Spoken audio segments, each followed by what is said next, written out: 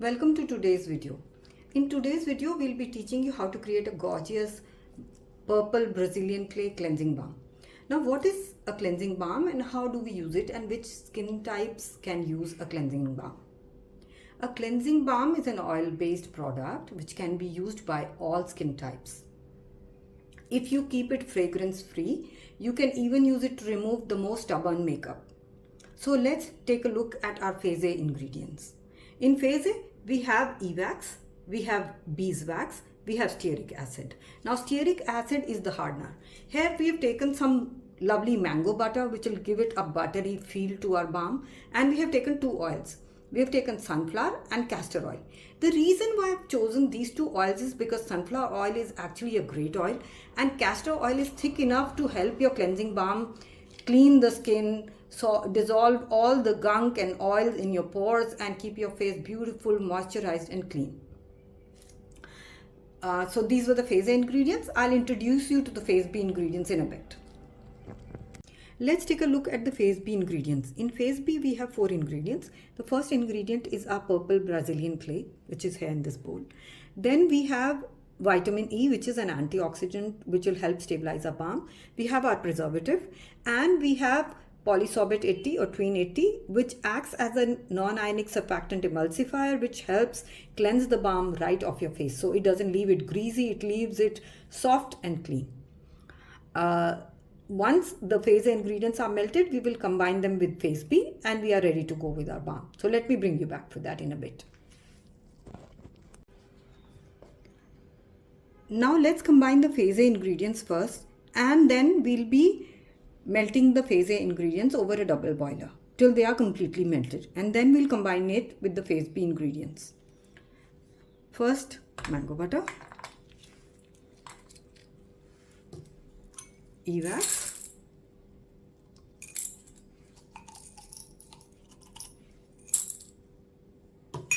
our beeswax. This I've taken raw, pure, unrefined beeswax, but you can use refined beeswax also if you so wish. It doesn't change anything in your balm, except I like using beeswax for all the properties that it has, so I'm using unrefined one. Stearic acid, and we'll add our oils as well.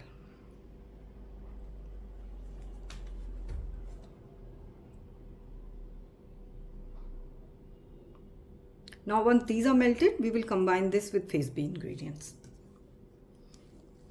Now the phase A of our cleansing balm is melted. The first ingredient that we'll be adding is our clay. The reason why I'm adding the clay is I want it to disperse properly into the oils first.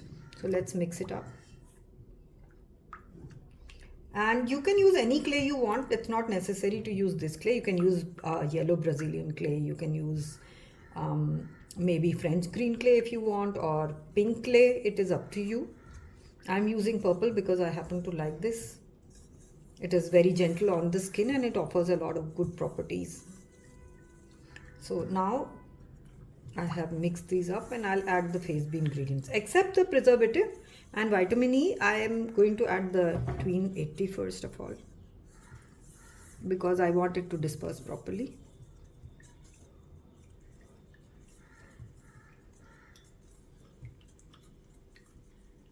And then when it has cooled down a bit, that is when I'll add my vitamin E. Apart from that, I can add the rest of the ingredients even now. This is beginning to cool already. As you can see, it is forming, it is hardening up. I don't know if you can see that. It's beginning to harden up. So apart from the vitamin C, let's add our preservative.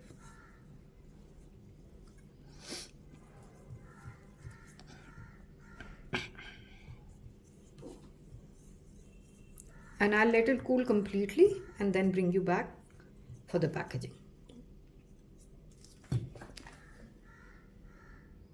Now that the balm has cooled down to around 30 degrees C, we will add our vitamin E. You can also add the preservative at this stage or earlier. It doesn't really matter because it can withstand temperatures up to 60 degrees, so nothing is really going to happen. I'm keeping this fragrance free, but if you want, you can add a fragrance of your choice. Once this is completely cooled, it will have a nice soft creamy texture. You can see it has a creamy texture. However, let me tell you one thing. Most balms tend to melt at higher temperatures. The trick around that is you should use a butter which has a higher melting point. Or you can use a little more beeswax, but beeswax generally tends to make it harder. So I would suggest use kokum butter. Kokum butter is an indigenous butter for one. It's easily available, it's cheap, and it has a very high melting point. So that's the perfect butter, I would say, for most balms. But you're free to use any butter which you choose. And I am pouring it into our packaging so that it can set nicely when it cools down completely.